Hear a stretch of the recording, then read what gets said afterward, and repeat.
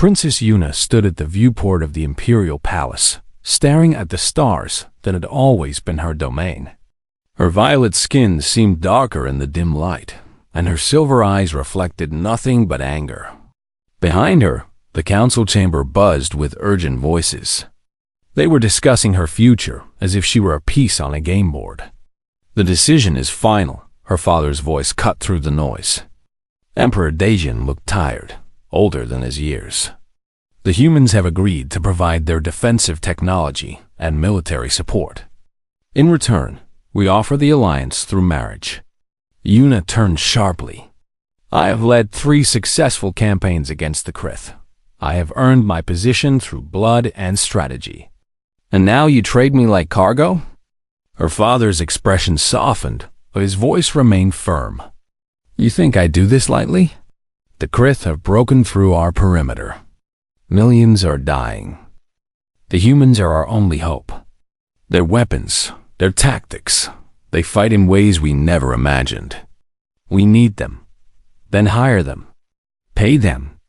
Don't sell your daughter. This is not a sale. This is survival."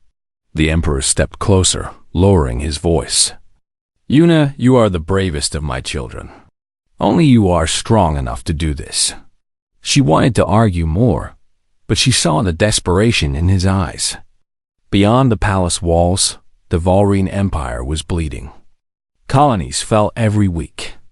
Refugee ships crowded every station. If the humans could help, if their strange new technology could turn the tide, then perhaps this sacrifice was necessary. Still, it felt like defeat. Across the galaxy, in a military command center orbiting Mars, Captain Jiho received his own unwelcome news. General Park, a stern woman with more medals than Jiho could count, sat across from him with an expression that offered no comfort. "You're joking," Jiho said flatly. "I don't joke about orders, Captain. You want me to marry an alien princess? I'm a soldier, not a diplomat." "You're a hero," the general corrected. "You saved Colony 7.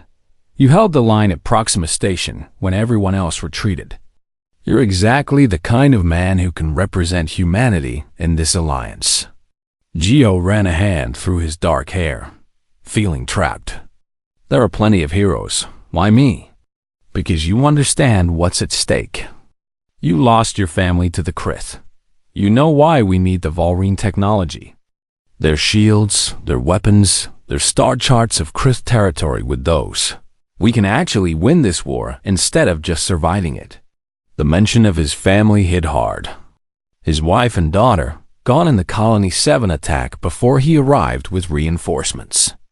He still dreamed about them. Still woke up reaching for people who weren't there. "The Valrine need our tactical support," General Park continued.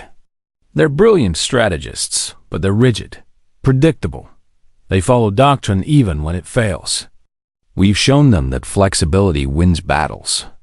But they won't fully commit to the alliance without a symbolic bond. Marriage is sacred in their culture. This union proves we're serious about partnership.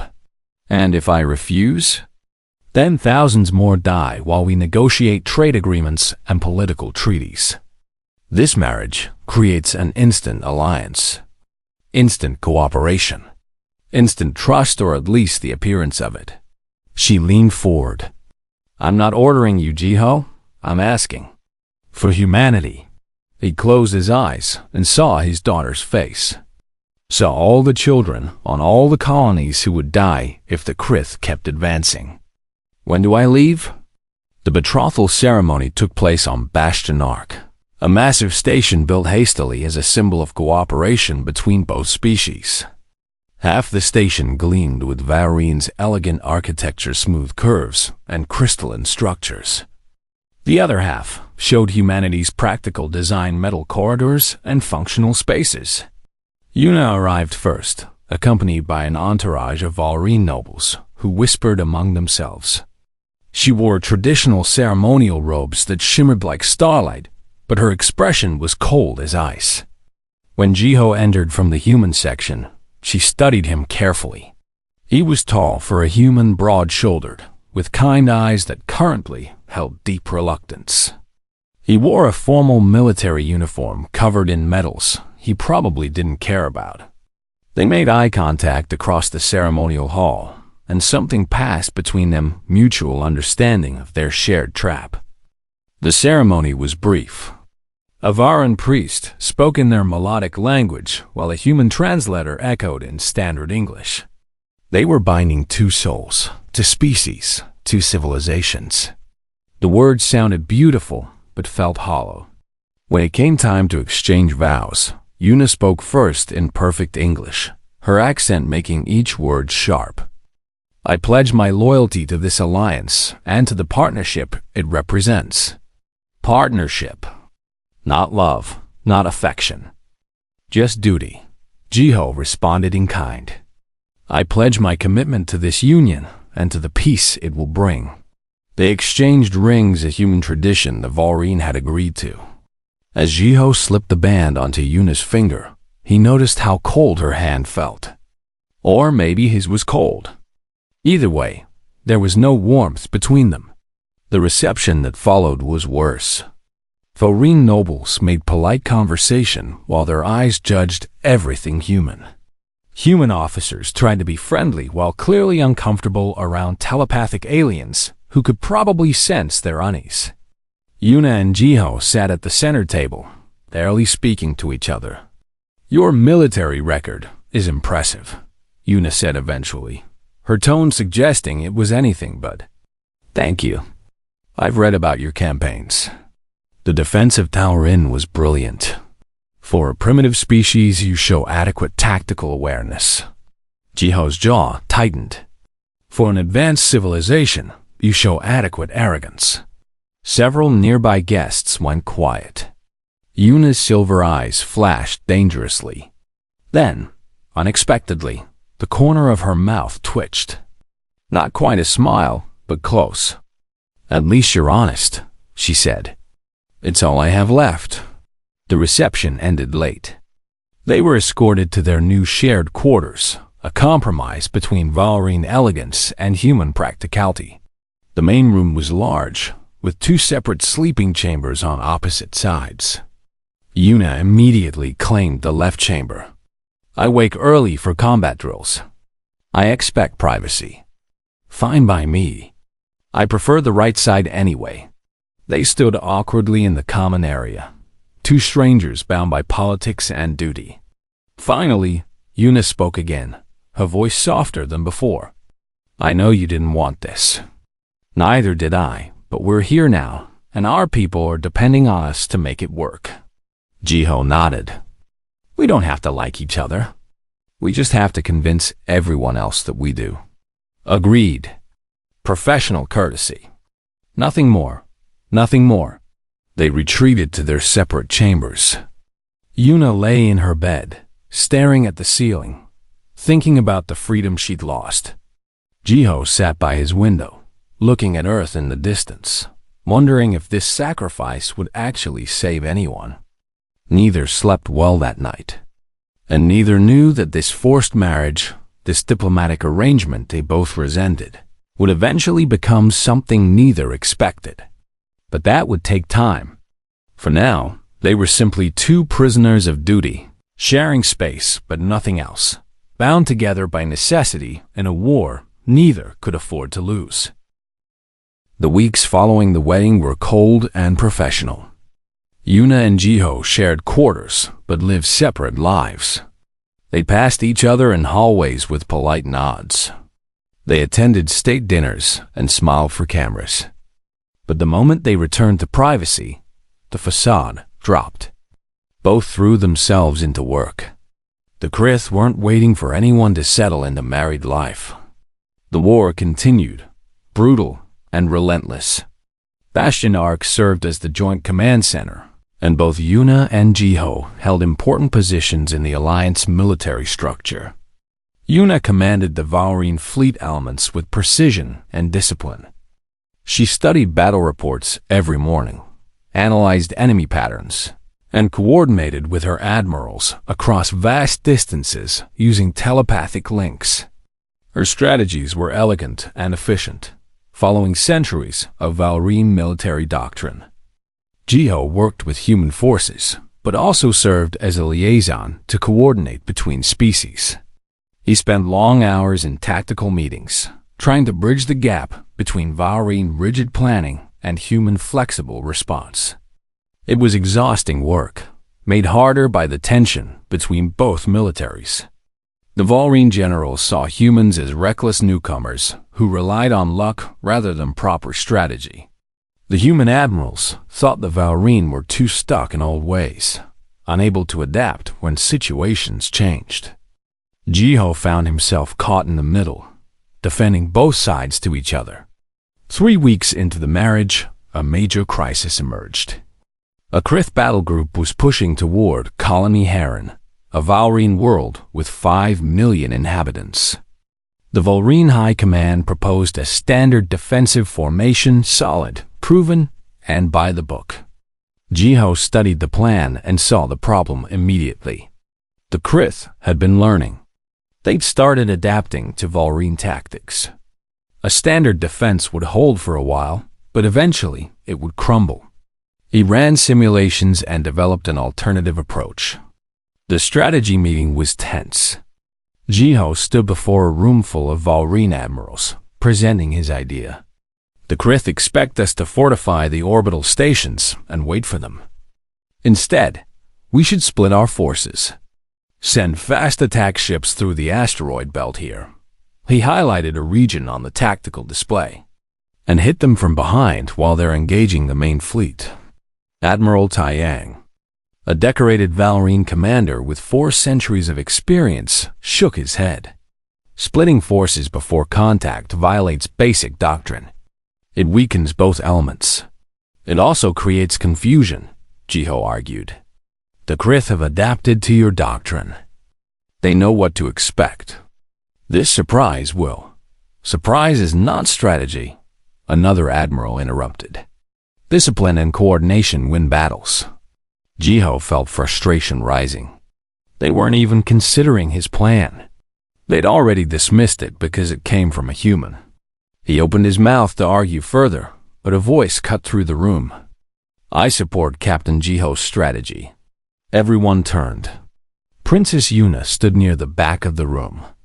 She'd been observing quietly, as she often did in these meetings. Now she walked forward, her silver eyes fixed on the tactical display. The captain is correct, she continued. The Krith have been studying our responses. They've destroyed 4 colonies using the same pattern. They bait our standard defense, then overwhelm it with superior numbers. This alternative approach disrupts their planning. Admiral Taiyang looked uncomfortable. Your Highness, with respect, this human tactic will save lives, Yuna finished firmly. I've reviewed the simulations. The success probability is higher than our standard approach. We proceed with Captain Jiho's plan. The room went silent. Yuna had just overruled her own people's military tradition in favor of a human strategy. Jiho stared at her, surprised. She met his gaze briefly, then looked away. The plan was implemented. Jiho led the human attack squadrons personally, coordinating with Yuna, who commanded the main Valrine fleet. The battle was fierce. The Krith threw everything at the defensive line, trying to break through as they had before. Then Jiho's forces emerged from the asteroid belt, weapons blazing. The Krith fleet, caught between 2 elements, fractured. Their coordination collapsed. Within hours, the battle was won. Colony Heron was saved, and casualties were minimal. When Jiho returned to Bastion Arc, exhausted and still in his flight suit, he found Yuna waiting in their quarters. She stood by the viewport, hands clasped behind her back. Thank you, he said quietly, for supporting the plan. She turned, and for the first time, he saw something other than cold professionalism in her expression. Your strategy was sound. I would be a poor commander if I rejected good tactics because of pride. Most of your admirals didn't see it that way. Most of my admirals are stuck in old patterns. War evolves. We must evolve with it. She paused, then added, You taught at an academy before the war. I read your file. You did research on me? Of course. We're partners in this alliance, even if not by choice. I should understand how you think. Jiho found himself curious. What else did you learn? That you emphasized ethics in combat. That you taught your students to see enemies as people, not just targets. That you believe war should end, not continue forever. She tilted her head slightly. These are unusual philosophies for a warrior. Maybe, but they're important ones. They stood in silence for a moment. Then, Yuna gestured to the seating area. Would you like tea? I'd been trying human blends. Most taste terrible, but a few are acceptable. It was the first time she'd offered anything beyond basic courtesy. Jiho found himself nodding. Sure, I'll try yours if you try mine. They sat and talked for over an hour. Not about duty or politics, but about their work. Yuna explained the telepathic networks that Valrine commanders use to coordinate fleets across vast distances. Jiho described the human emphasis on small unit independence and rapid decision-making. Your people trust individuals to make choices, Yuna observed. Valrine prefer unified command. Both have advantages. Your coordination is incredible. But sometimes battles change too fast for central command to adapt. That's when individual initiative matters. Perhaps combining both approaches would be strongest. Maybe it would. Over the following days, something shifted between them. They began having breakfast together, discussing upcoming operations. Yuna started asking Jiho's opinion on Valrine's strategies. Jiho invited her to human tactical briefings. They also faced pushback from both sides. Valrine nobles gossiped that Princess Yuna had lowered herself by actually cooperating with her human husband. Some human officers wondered if Captain Jiho was being manipulated by telepathic aliens. One evening, at a formal reception, a Valrine diplomat made a cutting remark within Yuna's hearing. I suppose royal standards have declined if we're mixing with species that still measure time by their planet's rotation. Before Yuna could respond, Jiho stepped forward. Actually, that planetary rotation helped us develop precise chronological systems that your people adopted for our joint operations. Perhaps standards haven't declined. Perhaps they've expanded to include useful ideas regardless of their source. The diplomat retreated, embarrassed. Yuna glanced at Jiho with something like approval. Later, at a human gathering, an officer made a joke about alien mind control and whether Jiho was still himself. Yuna overheard and spoke up calmly. Captain Jiho's tactical brilliance is entirely his own. I've witnessed his decision-making process directly. If anyone in this room believes they could command better, perhaps they should prove it in simulation rather than in gossip. The officer apologized quickly. Jiho caught Yuna's eye and nodded thanks. They were defending each other now, even when the other wasn't present. The marriage might have started as political theater, but they were becoming something more genuine colleagues who respected each other, perhaps even the beginning of friends. One night, Yuna found Jiho sitting alone in their common area, staring at a photograph on his datapad. She approached quietly. Your family? He nodded, not trusting his voice. I'm sorry for your loss. It's why I fight, why I agreed to this marriage. If it saves other families. Yuna sat beside him, closer than she'd ever been before. That's honorable. My people could learn from such dedication. Your people have honor too. Different from ours, but no less real. They sat together in comfortable silence, and for the first time, the space between them felt less like a wall and more like a bridge waiting to be crossed. The diplomatic tour was supposed to be simple. Visit border worlds, shake hands, give speeches about unity and strength. Show the alliance was real. Yuna and Jiho would smile for cameras, appear united, and boost morale among troops and civilians who needed hope. Neither expected it to change everything. They traveled aboard the Songbird, a small diplomatic vessel that blended human and Valrine technology. The crew was minimal, just a pilot, a security officer, and a protocol assistant. For the first time since their wedding, Yuna and Jiho were truly alone together, without hundreds of officers and nobles watching their every move. The first stop was Refugee Station Kira, a massive orbital platform housing thousands of people displaced by the war. Most were Valrine, but there were growing numbers of humans who'd fled from attacked colonies.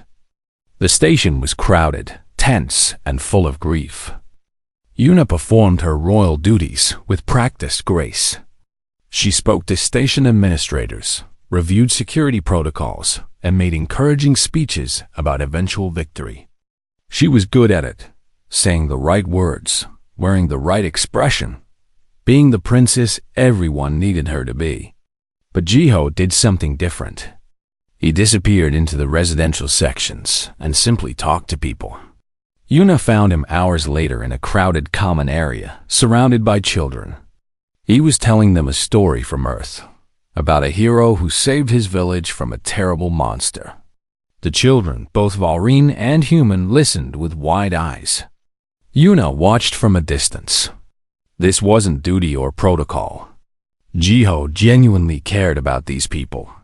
When the story ended, he spent another hour answering questions, playing simple games, and making the children laugh despite their circumstances. A young Valrine girl, no older than 6, tugged on Jiho's sleeve. "My daddy is fighting the bad aliens. Will he come home?" Jiho knelt down to her level. "Your daddy is very brave. And all of us, your princes, me, and all our soldiers, we're working as hard as we can to bring everyone home safely. Promise?" He could have said yes. It would have been easier. Instead, he said, "I promise, I'll never stop trying." The honesty struck Yuna deeply. Later, when they returned to the Songbird, she found herself thinking about what she'd witnessed. Valrine culture valued emotional control. Showing too much feeling was considered weakness. But Jiho's openness, his willingness to be vulnerable with those children, it hadn't been weak at all. It had been strong in a way she didn't fully understand. "You were good with them," she said that evening. Jiho looked up from his meal. "I taught children before the war.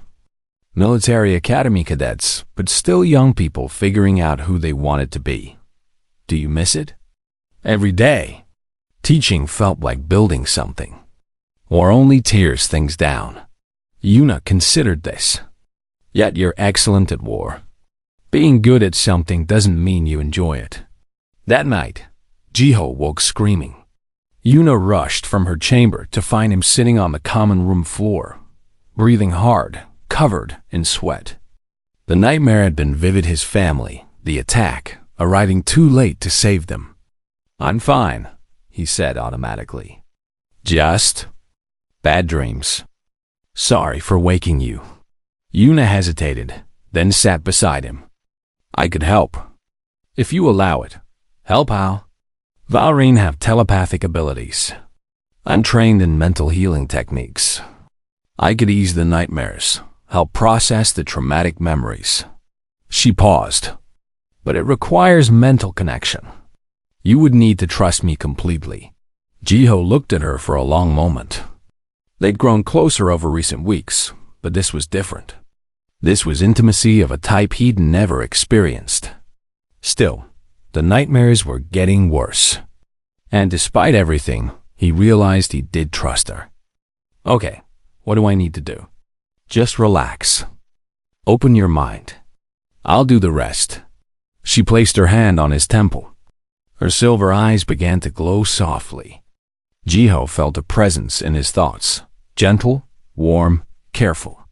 It was strange and frightening, and somehow comforting all at once. Yuna saw his memories. The happy times with his wife and daughter. The day he got the emergency call. Racing back to Colony 7, finding nothing but ruins. The guilt that he'd been away, that he couldn't save them. But she also felt his other memories. his dedication to his students, his love of teaching, his deep belief that people were worth protecting, worth dying for, his kindness, his strength, his hidden pain.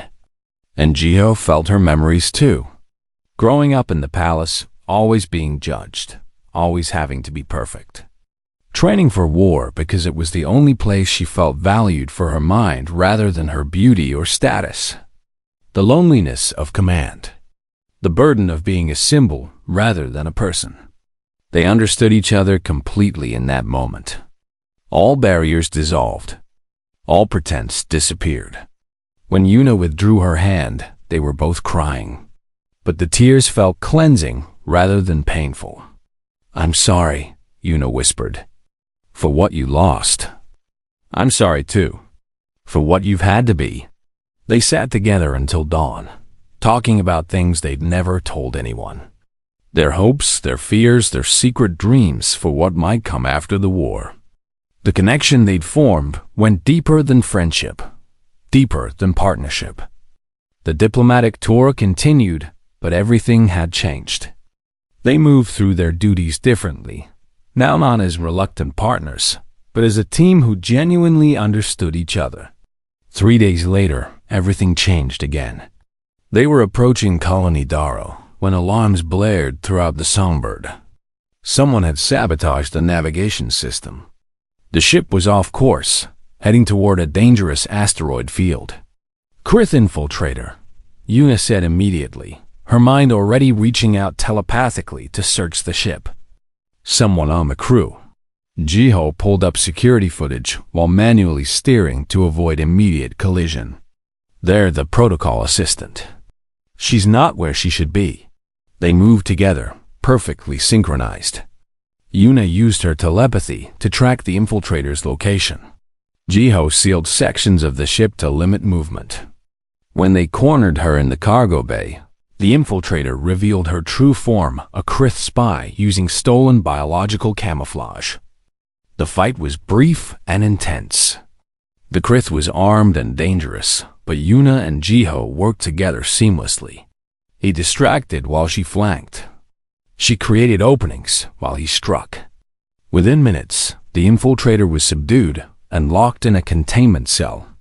Breathing hard, bruised but alive, they looked at each other in the cargo bay. Adrenaline still pumped through their veins. They just saved each other's lives, working as one unit, one mind, one purpose. Jiho stepped closer. Yuna didn't back away. "That was," he started. "Effective," she finished. But her eyes said something else. "Yeah, effective." The space between them felt charged. All the walls they'd built, all the professional distance, it crumbled in an instant. Jiho reached up, gently touching her cheek. Yuna leaned into the touch. Then they were kissing, urgent and honest, all the emotion they'd been holding back finally released. When they pulled apart, both were smiling. "This complicates things," Yuna said softly. "Probably. We have duties, responsibilities, people watching us. I know, but I don't care anymore. Neither do I." That night, they didn't retreat to separate chambers. They fell asleep together in the common area, wrapped in each other's arms, both finally at peace. The diplomatic tour ended 2 weeks later. When they returned to Bastion Arc, everyone noticed the change. Yuna and Jiho moved together like two parts of one whole. They finished each other's sentences. They shared looks that spoke volumes. The marriage that had started as political necessity had become something real, something neither had expected but both now treasured. They were partners in every sense, in war, in duty, and now in love. And the best part was that it felt right, natural, like they'd been meant to find each other all along, even if it took a war and a forced marriage to make it happen. Life aboard Bastion Arc transformed after Yuna and Jiho returned from their diplomatic tour. Their quarters, once divided into separate territories, became a true home. They woke together, planned battles together, and fell asleep in each other's arms. What had begun as forced duty had blossomed into genuine partnership and love. The change rippled outward through the entire alliance. Soldiers who'd watched the awkward royal wedding now saw their leaders working in perfect harmony. Volrene officers who'd been skeptical of human tactics started requesting joint training sessions. Human crews who'd been nervous around telepathic aliens began forming genuine friendships with their Volrene counterparts. Yuna discovered unexpected joy in human culture. Jiho introduced her to Earth music, jazz, classical, rock genres that didn't exist in Volrene tradition. She found herself moved by the raw emotion in human songs, the way they expressed feelings directly rather than hiding them behind sophisticated metaphor. One evening, Jiho played her a piece called Clair de Lune. Yuna sat quietly, her silver eyes closed, letting the piano wash over her. When it ended, tears streamed down her violet cheeks. "Your people feel so deeply," she whispered. "We're taught to control emotion, to see it as weakness. But this is beautiful." "Emotion isn't weakness," Jiho said gently. "It's what makes life worth living." She learned about human food, which was far more varied and spicy than Volrene cuisine. She tried pizza and declared it chaotic but acceptable. She attempted coffee and found it bitter but energizing. She even learned to cook simple dishes, though Jiho teased that her scrambled eggs could be used as weapons. In return, Yuna taught Jiho about Volrene meditation practices. The techniques helped him manage stress and process his lingering trauma over his family's death. She introduced him to Volrene art sculptures that changed shape based on the viewer's emotions, paintings that existed in 4 dimensions, music that could only be heard through telepathic connection. But more than cultural exchange, they found pleasure in simply understanding each other. After years of being alone in their respective roles, Yuna as the perfect princess, Jiho as the dutiful soldier, they'd finally found someone who saw them as complete people. Someone who valued their strength but also accepted their vulnerability. Their combined command style became legendary. In battle simulations and real engagements, they demonstrated something neither species had achieved: a lone perfect balance between discipline and flexibility, between strategic planning and tactical adaptation. The Volrene provided structure and coordination. Their centuries of military experience created solid foundations for operations. The humans provided innovation and rapid response. Their youth as a spacefaring species meant they hadn't settled into rigid doctrine. Together, they were unstoppable. Mixed crews that had initially struggled now operated with unprecedented efficiency. Human captains learned to appreciate Volrene long-term planning. Volrene admirals began to value human improvisational skills. The alliance was becoming real, not just in treaties and speeches, but in daily cooperation. Young people on both sides watched Yuna and Jiho with hope. Suddenly, dating between species wasn't scandalous. It was fashionable. Cultural exchange programs flourished. Universities on both human and Volrene worlds started offering joint degree programs. But while love and unity grew, so did the threat. The Krith had been watching. They'd learned from their defeats. They understood now that the alliance between Volrene and humans was their greatest obstacle. So they prepared a massive offensive, one designed to shatter the coalition before it could fully solidify. Intelligence reports came flooding in. The Krith were massing forces in the Talvin Nebula, a strategic location that served as a buffer between Volrene space and their homeworld. If the nebula fell, the Volrene capital system would be exposed to direct attack. Yuna and Jiho studied the reports late into the night. The numbers were terrifying. The Krith were committing everything: dozens of capital ships, hundreds of cruisers, thousands of fighters. It was more force than they'd ever assembled in one place. "They're betting everything on this attack," Jiho said, his voice grim. "If we stop them here, we might break their ability to continue the war. But if we fail, millions die, Una finished. She stood at their viewport, looking out at the stars. We need a strategy that uses both our strengths. Something unexpected. They worked for days, barely sleeping, testing ideas in simulation after simulation. The problem was clear. The Krith had superior numbers. Any conventional battle would be a war of attrition that the Alliance would eventually lose. We need to make the battle unfold on our terms, Jiho said. Use the nebula itself as a weapon. Yuna's eyes lit up. The radiation storms. Valrine shields can handle them, but it requires precise navigation. Human sensors are better at real-time environmental mapping. So we create a formation that combines both. Valrine ships provide the shielding technology. Human ships provide navigation and tactical coordination. We can operate inside the nebula where the Krith can't follow as effectively. They refined the idea, adding layers of complexity. It would require both of them to be present, commanding their respective forces in perfect synchronization. The margin for error was tiny. If the timing was off by even seconds, entire squadrons could be lost. When they presented the plan to the Joint Command, the reaction was mixed. Valrine admirals worried about the risk. Human generals questioned whether the formation could hold under combat conditions. This is our best chance, Una argued. Perhaps our only chance. Admiral Taiyang, who'd once dismissed human tactics, now nodded thoughtfully. The princes and captain have proven their judgment before. I support this strategy. Others followed. The plan was approved. Preparations began immediately. Mixed crews trained day and night, practicing the intricate maneuvers required. Una coordinated the Valrine elements, establishing telepathic networks that would maintain formation cohesion. Jiho worked with human squadrons, programming their adaptive navigation systems. One evening, a week before the planned engagement, Una found Jiho alone in their quarters, staring at a holographic display of the battle space. "You're worried," she said. "It wasn't a question. We'll both be leading from the front.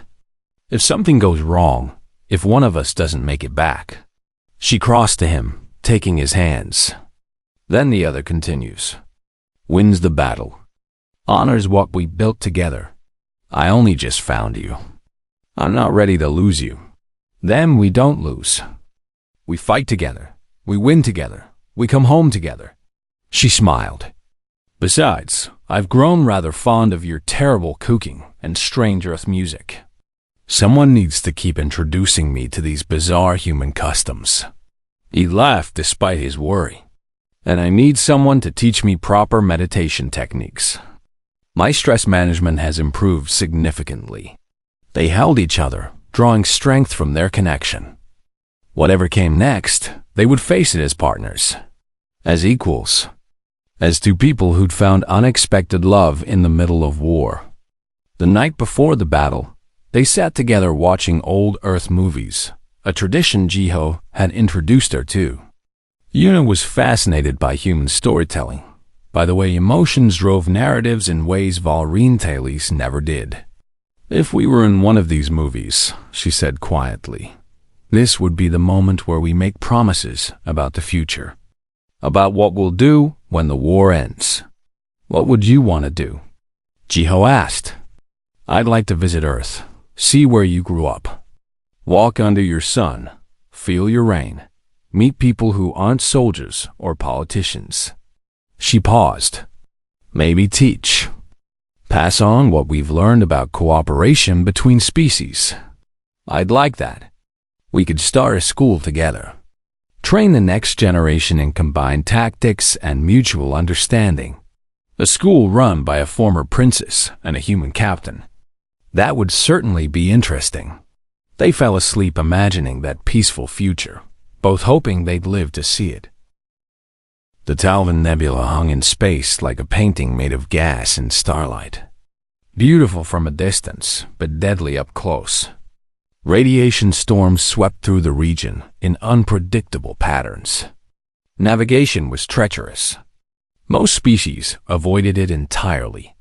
That's exactly why Yuna and Jiho planned to fight there. The Allied fleet assembled at the nebula's edge. Hundreds of ships, Valrine vessels with their elegant curves and powerful shields. Human craft built for speed and adaptability. For the first time in history, both species were preparing to fight as one unified force. Yuna stood on the bridge of the Eternal Dawn, the Valrine flagship. Jiho commanded from the Defiant, the lead human battleship. Their ships were positioned at opposite ends of the formation, but they remained connected through a telepathic link Yuna had established. It was something she'd never done before, maintaining a mental connection across such distance while simultaneously commanding a fleet. But their bond was strong enough to handle it. All units report ready, Admiral Taiyang announced from his position beside Yuna. Through her link with Jiho, she felt his calm determination. Human squadrons are in position, he confirmed. Then we begin, Yuna said quietly. The fleet advanced into the nebula. Immediately, sensors went haywire. The radiation interfered with long-range communication and targeting systems. Traditional military coordination would have collapsed. But they weren't using traditional coordination. Yuna's telepathic network connected all Valrine commanders, creating a web of shared awareness. Human ships used Jiho's real-time adaptive systems, constantly updating navigation paths based on environmental conditions. The two systems linked together, creating something unprecedented, a fleet that could think and adapt as a single organism. The Krith were waiting. They emerged from deeper in the nebula like a swarm of insects. Hundreds of ships, all focused on one goal, destroying the Alliance fleet and opening the way to the Valrine homeworld. Contact. Jiho's voice came through, steady despite the odds. Beginning engagement. The battle erupted in fire and chaos. Krith ships poured forward, trying to overwhelm through sheer numbers. The Alliance fleet responded with perfect coordination. Valrine vessels formed defensive screens, their shields absorbing incoming fire. Human ships darted between them, striking at weak points with precision strikes. Yuna directed her forces like conducting an orchestra. She felt every captain's awareness through the telepathic link, adjusting strategy in real time. When a radiation storm swept through Sector 7, she instantly redirected squadrons to safer regions. When a Krith cruiser broke through the line, she had 3 ships converge on it before it could do damage. Jiho's approach was different but complementary. He watched the overall pattern, identifying emergent opportunities. When the Krith committed heavy forces to one area, he saw the gap it created elsewhere and exploited it. When enemy formations shifted, he adapted the Alliance response before the Krith could capitalize. Together, they were devastating. But the Krith kept coming. For every ship destroyed, 2 more appeared. The battle stretched from minutes to hours. Casualties mounted on both sides. The Alliance was holding, but barely. They're trying to outlast us, Jiho said through their connection. Betting we'll run out of ammunition or make a mistake. Then, we need to force a decision, Yuna replied. Make them commit everything. She made a risky call. Pulling back the center of her formation, she created what looked like a weakness, a gap in the defensive screen. The Krith, sensing an opportunity, poured forces into the opening. Now, she told Jiho, human squadrons that had been hiding in the densest parts of the nebula erupted from concealment. They hit the Krith flanks at the exact moment the enemy was overextended. Simultaneously, Yuna's Valrine forces closed the gap, trapping a significant portion of the Krith fleet in a killing box. The next 30 minutes were the most intense of the entire war. Ships exploded in brilliant flashes. Weapons fire lit up the nebula like lightning.